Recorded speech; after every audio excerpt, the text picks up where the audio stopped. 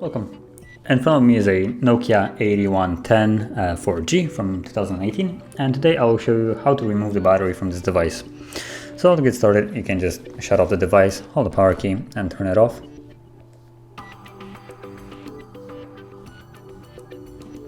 And then press it once more when you see this message. And then you will feel a little vibration indicating that the device is shut off. So then you can just flip it over. And right here you will see this little notch where you can squeeze your fingernail and pull off the cover.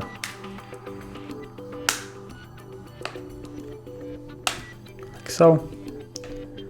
Let's set that on the side. And then the battery just comes out by pushing it from this spot right here, up, up and out. Like so. So now the battery is completely out. And you put it in the same way.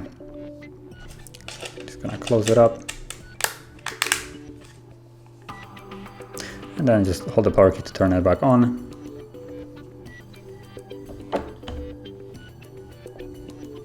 Let's wait for it to power back on.